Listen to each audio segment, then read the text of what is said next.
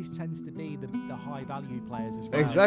Exactly what I said at the start. Like, if it's going to be a flop, and if it's going to be a notable flop, and if it's going to be the flop of the season, it's always going to be a high value player. Like last season, you look at players like Darwin Núñez, for example, because of the hype and the higher price that he had. That's one of the players you bring out. You look at a player like, I don't know, even Anthony, like the players that went for big money and didn't quite live up to that expectation. You know, some of this isn't their fault, it's just the way the market is anyways. But, you know, those are the players that usually tend to get it more. Havertz at 65 million. Look, I trust Arteta. The Premier League flop of the season. We have a video here by the great Mark Goldbridge. And we're going to be looking at, you know, coming into this new Premier League season, you of course have your predictions. Who's going to finish in the top 6? Who's going to win it all? Who's going to end up as a top scorer, player of the season, etc., etc. And the flop of the season is also something that we cannot avoid. So let's see what Mark Goldbridge has to say as we also go on to give our own insight on who I think may be the flop of the season, and if I agree with Mark's opinion or not. But without wasting any more time, guys, let's get straight into it. Hello, I'm Mark Goldbridge, and my new podcast, Goldbridge Saves Football, is out now. Check it out in the video description. We're here to definitively solve all the problems of football. I will leave the link to Mark's channel in the description, of course. Check it out on if you negotiate him some love afterwards. Or whatever podcast you listen to. Links in the description. You've asked for it. It's out now. Let's move on to flop of the season. Many could say Onana in that category, judging on the performance against. Oh, come on. What? I'm just saying. Oh, Nana? What? What is this guy talking about? Oh, Nana, flop of the season? Come on, bro. In what social media? I'm not here to give opinion, Mark. I'm just here to feed you. We all know social media is full of crap. Yeah, facts.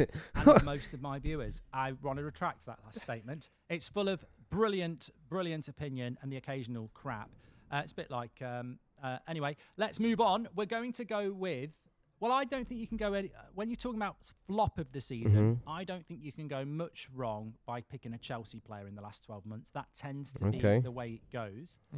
I've only got a couple to offer up here. I don't know whether you've got any. I don't know who Mark's going to say straight up, but I want to throw in Raheem Sterling.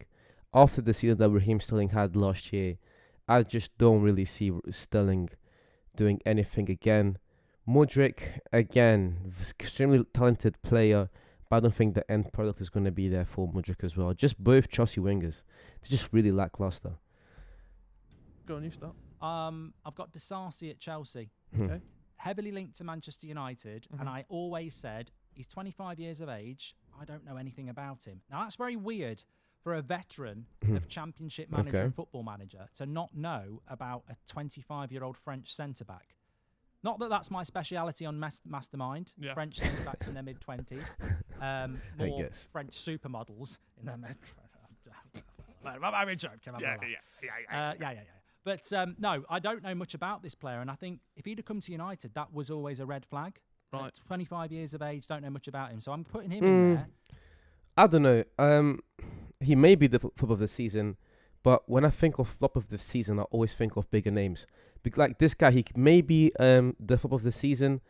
It's just that, in my opinion, there's so many other names that would be on top of that list. As I said, if I'm looking at this Chelsea team, I think Modric. I don't think Modric's going to have the end product. I don't really see Raheem Sterling proving much because he didn't really do much last year. So I think Sterling's going to flop again. If I think of Chelsea, those are the names that come up to my head, like straight away. And I've got to put in, I've got to put the open goal choice in. He'd miss it. Havertz. Do you know where I'm going to go with this? Go. Obviously, you putting the definitive stake into this, but I'm looking at Manchester United. And I'm worried, and I don't want this because I'm a positive person, and I want this move to go well. I want it to do well, but I'm looking at Mason Mount. I just fear with the 7 on his back, the feet. Mason Mount. And pre-season doesn't mean anything, but obviously he got his feet in the middle on that. Here's the reason why I think Mason Mount. You know, I'm not going to say that Mason Mount is flop proof.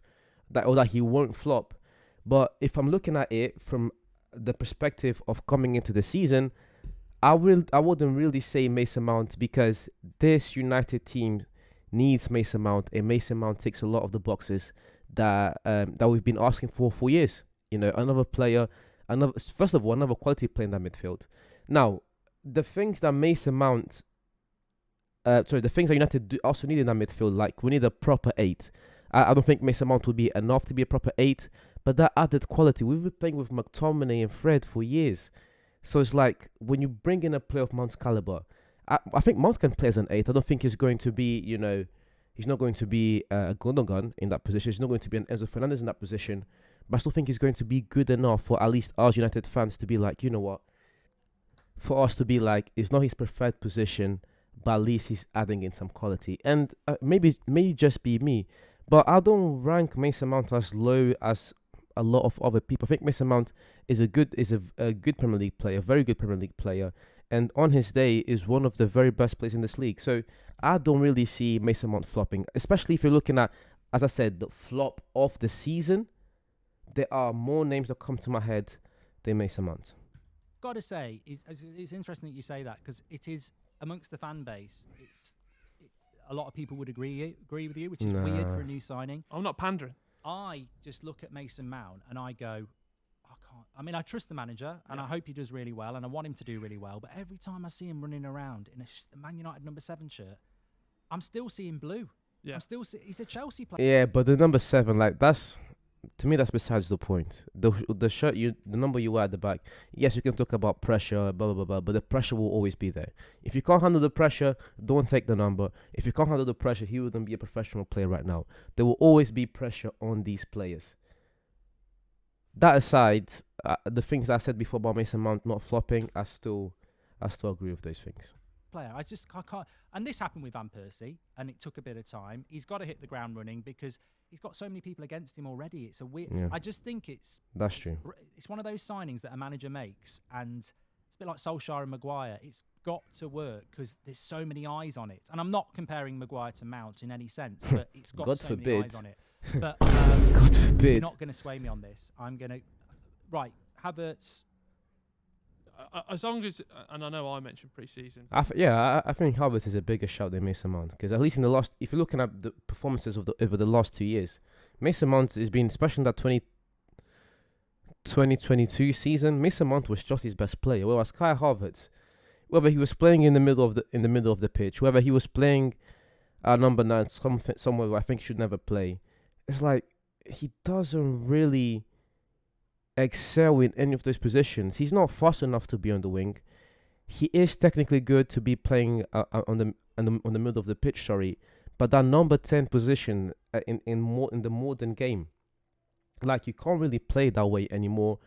As a striker, he's mid, very very mid. So I think Kai Havertz would be a much better shout than Mason Mount. But as long as you're not judging Havertz for the skills competition he did in the MLS, as long as you're not putting it He's all already down got to it if we go with that. Yeah. Hit the auction from aboard. No, I think that just a few others I'd throw in there is, and I was looking at the community tab for this from some of your suggestions. Szoboszlai was mentioned. I mean, he's an unknown quantity in the Premier League. I think that Vardiel got mentioned because of the value of it. It's a lot of money for a centre-back, but I actually think it's pure class. Wait, Hugo Vardiel? The value of it. It's a very quantity in the Premier League. I think that Vardiel got mentioned because of the value. And I didn't understand what he said, but he said Gavardio. There's no way Gavardio is going to flop. I know a player of that quality playing on the Pep Guardiola, never. Value with it. It's a lot of money for a centre back. Never. I actually think he's pure no class. Gavardio. I think when you're looking at flops, you are looking at. It always tends to be the high value players as well. Exactly. And I think what I said at the start. Like, if it's going to be a flop, and if it's going to be a notable flop, and if it's going to be the flop of the season, it's always going to be a high value player. Like last season, you look at players like Darwin Núñez, for example, because of the hype and the high price that he had. That's one of the players you'd bring out. You look at a player like, I don't know, even Anthony, like the players that went for big money and didn't quite live up to that expectation. You know, some of this isn't their fault. It's just the way the market is. Anyways, but, you know, those are the players that usually tend to get it more. Havertz at 65 million. Look, I trust Arteta, not because I'm an Arsenal fan. Yeah, I trust Arteta too. He's a good manager, but Don't be that manager. Havertz thing doesn't. Again, it's a bit like their Mason Mount, and he doesn't. And it's funny. There's always a Chelsea connection Yeah. in the flop of the season. You mentioned Mount. I've mentioned Havertz, Disasi. Flip a coin. That Chelsea can't go man. Mount. I'm gonna go Havertz on that one. Okay, mate. Where do you want to move to next? Obviously, I definitely think Havertz would be a closer shout than Mason Mount. I don't know. Havertz being the flop of the season. Again, there's other names that I'd put in there. I guess what flop of the season would be in terms of signings that happened this year. But I just think in players in general. I'm not just thinking of the signings that happened this summer. I just think players in general. Who will flop? And yeah, as I said, those two guys at Chelsea, especially Mudryk, it's too much pressure. Too much pressure to be a starting 11 winger in one of the biggest clubs in England, one of the biggest clubs in the world, in the heart of London. And this guy just doesn't have the end product. I think Mudryk's going to struggle this year. Had your Premier League prediction video, which came out. Oh yeah, I'm happy to talk. Three about Madry it. Mark, but there were some predictions that we sort of left off. We've done signing, we've done flop, but the final one I wanted to look at was first manager to be sacked. Yes. Well, I think we're both in agreement. I guess. No one always gets me, man. No one always gets me. It's going to be Pep. He's going to get battered by Burnley. Can you imagine if Pep left this season? It would be, I think football would end. What if he got sacked? Yeah. I'd love it. I know you would, but you're a Man United fan. I He know. runs a Man United publisher. Pep's been sacked. Oh no! It's What a it's great shame. Oh, what a horrible thing. Imagine Pep gets sacked and then He'd the go- next he'd be- day. he'd be off to Saudi. He's definitely the sort. Facts. Imagine Pep gets sacked and then the next day Qatar gets announced finally. He's definitely off to Saudi Arabia. I don't think he's Oh, going he to be a national he loves manager. an easy job. Oh, come on. Don't be slandering He Pep. loves an open checkbook and an easy job. Let's start with who's going to get sacked first. I think we're going to caveat this with there's Well, a he'll leave. It's not Okay. sacking's not leaving. We'll end the video there because they're going into a different topic now. But as I said, in terms of the flop of the season, it's gonna be hard, man. It's gonna be hard, and I don't really like to.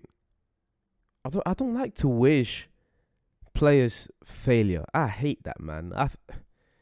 Especially as someone who enjoys football, I hate looking at a player and being like, you know what, you are going to fail. But if we're having these conversations, then a player like Mudryk, who is in a very tough situation, yeah, he's definitely going to be up there. I'm thinking of other signings that have happened as well. I don't think Mr. Mount is the worst shout. I love Højlund, knock on wood. I think there's also a lot of pressure on Højlund to perform. So definitely be a player somewhere inside the top 4 to top 6 range who's gone for big money this summer. He's definitely going to be one of their players. I don't see Declan Rice failing. That's why I've not mentioned him yet. I don't think Declan Rice is going to flop anyways. But yeah, that's the video, guys. Thank you very much for watching it to the end. You're much appreciated for once again showing support to this channel. Please leave a like, comment, subscribe, share. Do all these things to help me grow this channel. And I'll see you soon.